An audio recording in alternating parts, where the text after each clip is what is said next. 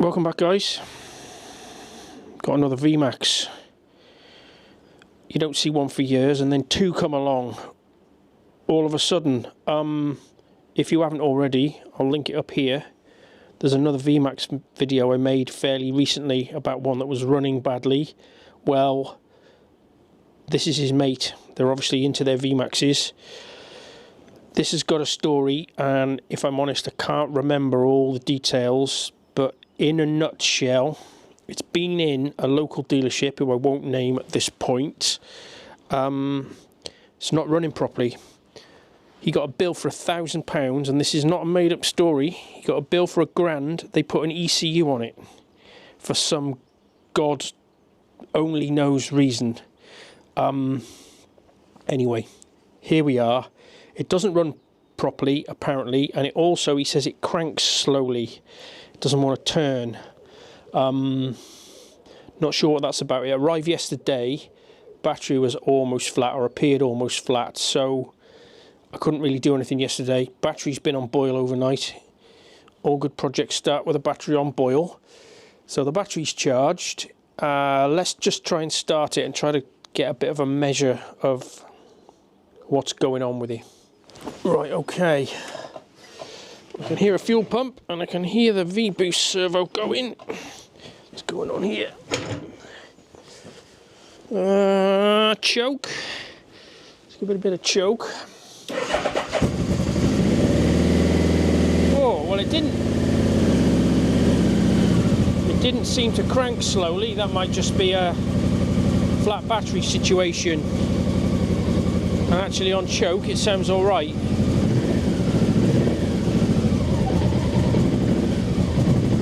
Oh, it's not let's just let it warm up a little bit before I start condemning it.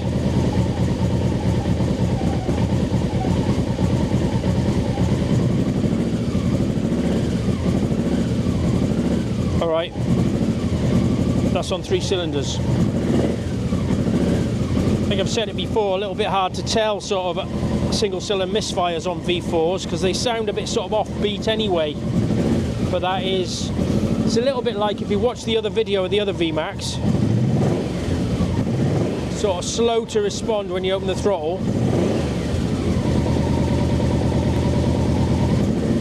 Let's just go old school and have a measure of header pipe temperatures. I don't know whether you're hearing that on the mic. You hear this other cylinder cutting in and out. Yeah, pretty sure you can hear that. Right, knock it off. Old school.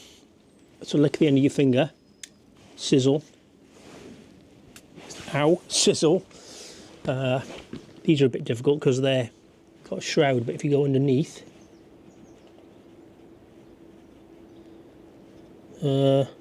cold. Literally hold the pipe. Go around the other side. Yeah, that's warmer. No, it isn't. It's pretty cold too. So, God, that's cold. And the other one's cold. Just goes to show, doesn't it? V4s, like, that's on 2 cylinders. Doesn't actually sound that bad. Let me just run it a little bit longer. If that was an inline 4 on 2 cylinders, it wouldn't even tick over. Just trying to get a little bit more heat in the pipes just to get a bit better of an idea. I think it's running on the 2, and then one of the rear cylinders is cutting in and out, and it's completely dead on one of the rears. So I'm doing this, guys. I'm just feeling my way into it, you know, to get a sort of, that'll probably do, just to get a little bit of a sense of direction, because, you know, you've got to start somewhere, haven't you? So you sort of, you're back to basics, aren't you? Induction, fucking hell, speak properly. Is it fuel? Is it mechanical? Or is it ignition? Those are the sort of things that you're in your brain when you start the diagnosis process. Right, let's have another feel of those exhaust pipe temperatures.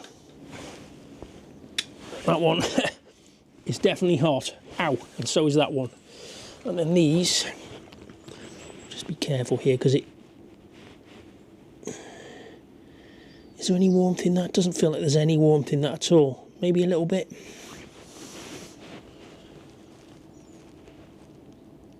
Yeah, there's a little bit of warmth in this cylinder, so this rear cylinder on the left hand side. So it's on the front too, okay. This one's cutting in occasionally, and the other one, the other rear cylinder, is completely dead.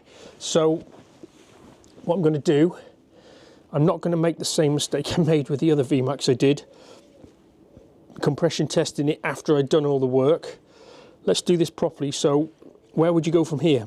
I'm going to do two things, and yeah, I say always do this, you should always do this, and then I don't follow my own advice. But in this scenario, the two things I would always do, if I was paying attention, would be check for vacuum leaks, especially with these V-Maxes, because of the whole V-boost thing going on. There's lots of opportunities for vacuum leaks. So basically get busy with your brake cleaner.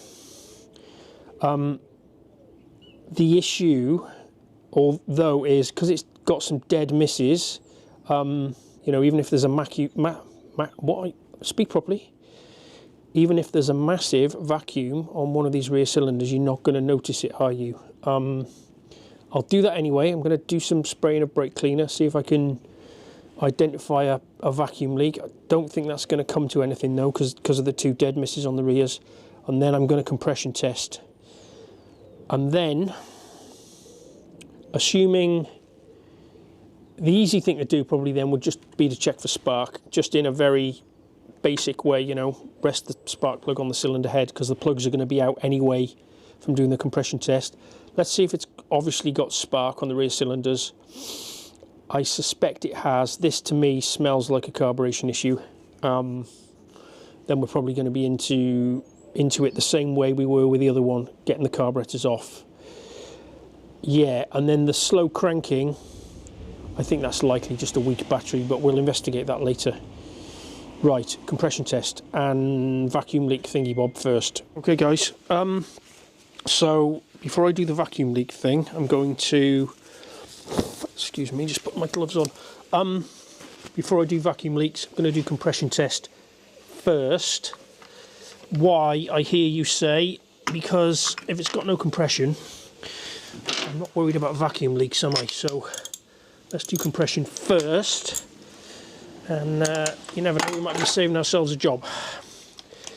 I doubt it very much. I'm pretty sure it's got compression. You can kind of tell by the way it cranks, if that makes sense. On the electric starter, it sounds normal. Oh,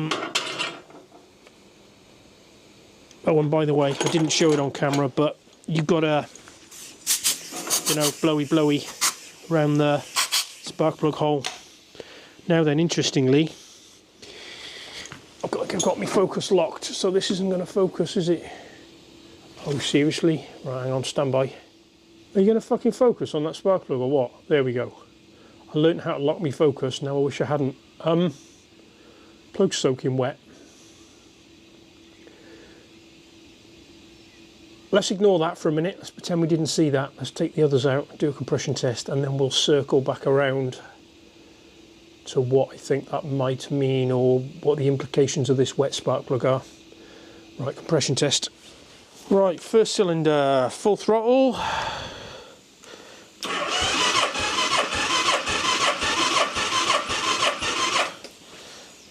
No point in even letting it go all the way up, is it? What's that? Fucking hell, a good 150, that's fine. Right, next one. Okay, front cylinder. I know I'm testing the front cylinder, and it's running okay on that cylinder, but I mean, I'm doing a compression test. Why wouldn't you do all four full throttle? Yeah, loads in there. And yes, I know, do as I say, not as I do, ideally. Oh, for fuck's sake, really? Are we doing that, are we? What you should really do is disable the coils when you're doing this, because you're massively stressing the ignition coil by it not being able to, you know what I mean. It's not been able to spark, is it? So you're overloading the ignition coil technically, but it's only for a, you know, it's only for a few seconds. It's not like I'm cranking it forever or disconnecting it with the engine running or something. And you know what I'm talking about. Right, so that's that. Right, go the other side. Right, left hand rear. Oh my fucking days, are you kidding me? Anyway, great camera work, Jim, well done. That's loads in there too. Right, so that's the right, no, that's the left rear. Let's do the left front next. Right, I'm going to hold that there so it doesn't fall this time. Right, so this is left hand front. I'm not expecting anything bad because that's one of the cylinders it was running okay on. Right, so that's that. Right, where next? We know mechanically it's sound, so I'll get a spark tester. Let's just do a basic test on the ignition system. Okay, so ignition system testing. Just going to do some basic sparky testing with this thing. I've had this, I think, the best part of 25 years. This was a Yamaha tool, so you could buy it under a Yamaha part number if my memory serves me correctly. Back in the day, it's one of those plug cap here, ground the other end, adjust the gap. It's a very basic way of testing an ignition coil, but you don't need to get all complicated with an oscilloscope and, you know, all the fancy tools. Always go for the easiest option. It seems to be falling apart for some reason. It's a bit like me, I feel like that. What is happening? I don't know. Anyway, I've got a gap of about 5 mil-ish, something like that. There's a little chart somewhere. I think it's in this little booklet here, if memory serves me correctly, and it gives you a, yeah, there, look. So spark plug gap and kilovolts. So at, I don't know, let's say 6 mil. At 6 mil, if it'll jump 6 mil, 10,000 volts. Let's get it actually in the shot, Jim. You're getting that? So it's a, yeah. The posh way of doing it would be an inductive clamp on the HT lead and look at it with an oscilloscope, and you'd get more, you know, way more information that way. But we're interested in, is there a spark and is it strong enough? And this is the quickest, simplest way to do it. So that's what we're doing. Right, let's put that away. Let's find a good ground for this. Somewhere there. Right, let me zoom you in on this. Are we getting that? Okay, I think we are. I'm not sure you'll see it though in this light, but we can try. Assuming there is a spark there, of course, because I don't actually know. Yes, there is a spark. Can you see that? Let's make the gap a bit bigger. Give it a hard time. Yeah, it's jumping that. You know, that must be a centimetre. That must got to be 10 mil. It's jumping that. So, basic test, but ignition system operation confirmed. Just check the other side. I'm not expecting anything, but I'm here, so I'm doing that. Okay, trying to get you a better shot of this. So this is the other side. Contact. Now you've got to turn it on first. That's better. Trying to shadow it a bit. Can you see that? Yeah, you can see that now. So yeah, it's got spark, 100%. Don't need to get any more complicated than that. Right, so where am I going next? So what I would normally do, except I'm an idiot and I didn't order spark plugs for it. They're coming tomorrow. What I would do next in this scenario is I'd put a new set of plugs in it. Not that I think that's going to fix it, but what I'm trying to do is I'm trying to sort of hone in on, zoom in on what the problem might be. All my spider senses are telling me carburetors, but I'd like to run it with a new set, or try and run it with a new set of rear spark plugs, just to see how it behaved and if it did actually run on the rear cylinders. If I put a new set of plugs in and it still didn't run on the rear cylinders, what I would then do, because we've only been, at this point, we've only been running it at idle, haven't we? We haven't been giving it any throttle. I'd be interested into whether these two cylinders came to life with a little bit of throttle, because we know it's not compression related now, so it's not a low compression situation that's causing it to, why am I saying this? If you've got low compression, let's just hypothetically say we've got low compression on these two rear cylinders. As we start to increase RPM, these cylinders start to fire, because as the engine RPM increases, there's less opportunity for the compression to escape. It's a really bad way of saying it probably, but often with a low compression situation, when you get the revs up, that cylinder will come alive. That could also be an idle circuit, pilot circuit problem in the carburetor. So you could, the symptoms could either be blocked idle circuit in the carb or low compression. Those two things would present in the same way. Does that make sense? So if I put a set of spark plugs in it now and it came to life and ran on all four cylinders perfectly, we know it's not likely to be the idle circuit in the carbs. It could have been that the carbs have overflowed because of the design of this carb, this sort of downdraft. It could be that the rear two carbs are flooding the rear two cylinders when it stood, or something. We're just trying to pick this apart. Do you see what I mean? It's like a bit like a puzzle. We're trying to find our way through. So what I'm actually going to do, because I haven't got plugs and they're not coming till tomorrow, and I want to carry on with this job now I've started, I'm going to clean the plugs and I'm going to put the front two in the rear two cylinders. Does that make sense? Because they're dry, they're not in the best condition, but they're not soaking wet and they're clearly working because the front two cylinders run. Anyway, waffleage, so I'll swap the plugs over. Let's see how it behaves, and that's like another little piece of the puzzle. So plugs are swapped around, front in the back, back in the front. Let's see what it does when we try and run it.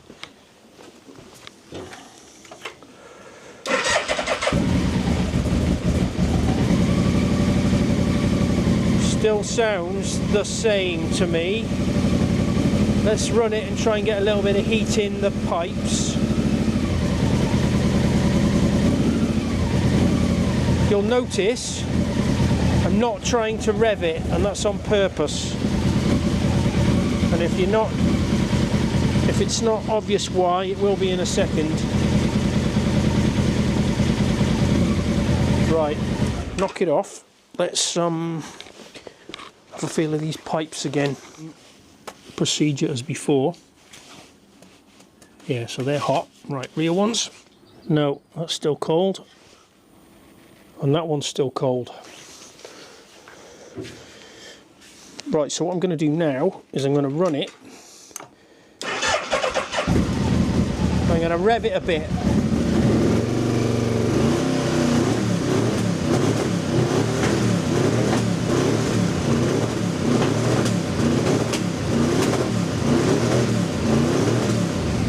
Sound very happy, lots of popping and banging. Let's knock it off. And then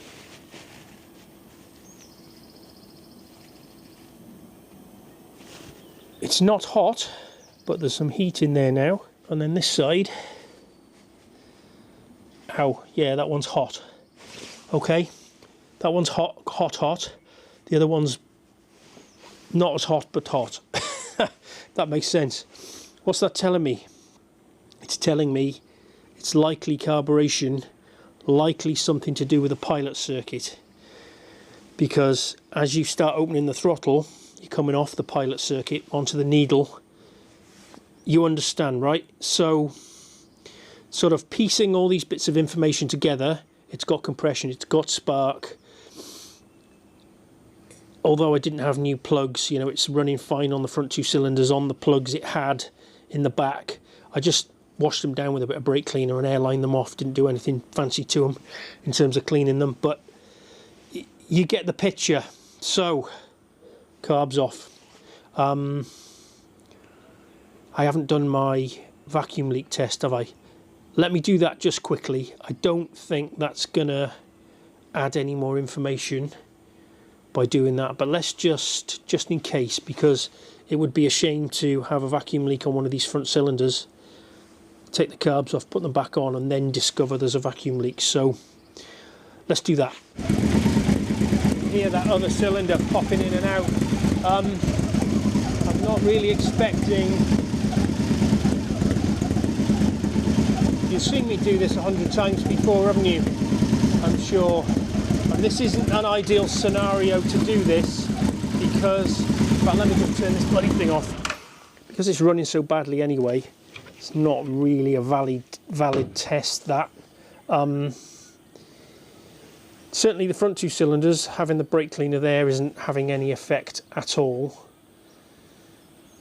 I think at this point I'm gonna rip into it. Let's get these carbs off and see what's going on. Probably time lapse the carbs coming off. I might not even do that because the other V-Max video, there's a time lapse of the carbs being removed from that. It's essentially going to be the same time lapse, isn't it?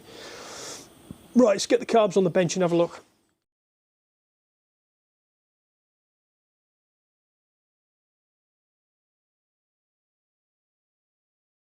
So carbs are off.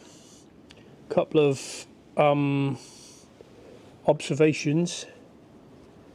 These manifold rubbers are in a bit of a bad way, really split, so they need to be replaced, assuming I can get them. And it has had a new ECU. Why, I don't know. I mean, who knows? Maybe there was an issue with the other ECU, but they were trying to make it run properly, and I suspect that isn't the issue. Anyway, so carburetors, fairly safe to say, looking at them, they haven't been off any time recently. They're, you know, sort of the way that all the dirt was sitting on them. But check this out. That's fine. That's fine. These two,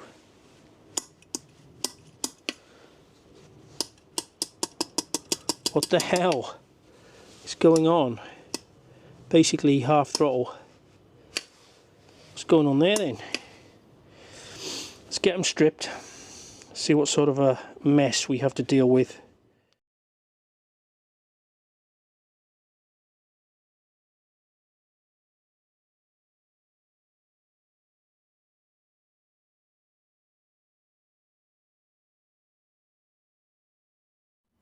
Right, carbs are stripped.